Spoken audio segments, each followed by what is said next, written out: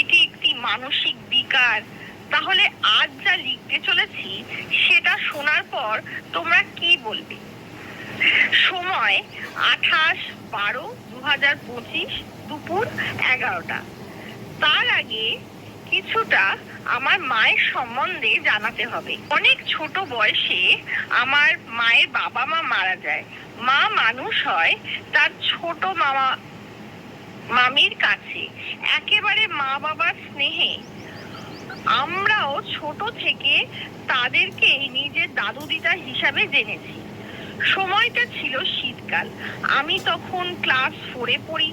হঠাৎই সেই ছোট দাদু মারা যায়, সাধারণ বার্ধক্যজনিত কারণে। খুব মন খারাপ সকলের। মাও তল্পি তালপা গুছিয়ে মামা বাড়ি গিয়ে উঠলো। শুরু হলো 12 দিনের সমস্ত নিয়ম কানুন। সেদিন ছিল শ্রাদ্ধ। সকাল সকাল পুরোহিত চলে এসেছে। একদিকে চলেছে পূজা পাঠ কীর্তন, অন্যদিকে চলেছে রান্নার আয়োজন। সেই সঙ্গে বাড়ি ভরে যাচ্ছে আত্মীয় স্বজনে। অনেক দূরের লোকও এসেছে। শ্রাদ্ধের পূজা পাঠ দেরি হচ্ছে দেখে মামারা খাবারের জায়গায় চেয়ার টেবিল পাততে শুরু করেছে। ছোটদের আগে খেতে বসানো হচ্ছে। আমরা বসেছিলাম থার্ড ব্যাচে। ওদিকে তখন বড় মামা পিণ্ডদান করছে। একটা জিনিস তখন সকলে খেয়াল করলো, আমাদের টেবিলের শেষ প্রান্তে একজন লম্বা মতন বৃদ্ধ, অনেকটা ছোটদাদুর মতন, কখন যেন এসে বসেছে। মাথা থেকে গা একটা শাল দিয়ে ঢাকা। ওর মুখ চাওয়াচাই করলো। তারপর তাকেও খেতে দেয়া হলো।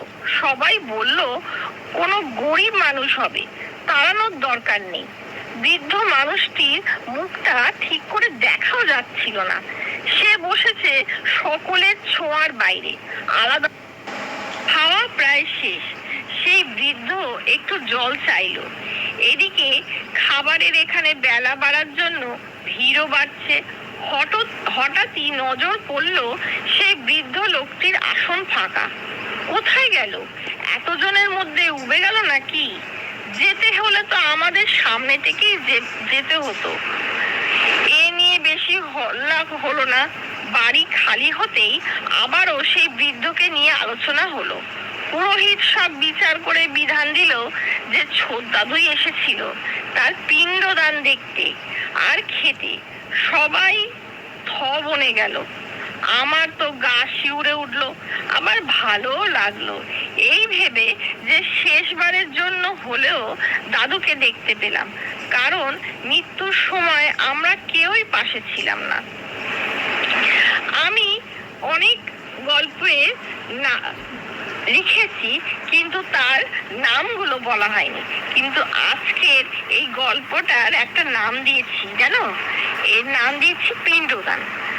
আরো একটা জিনিস এখনই হচ্ছে, আমি যা ভাবছি খাতার দিকে তাকিয়ে দেখি তা আগে ভাবে কে কোনো অশরীরী যেন লিখে যাচ্ছে।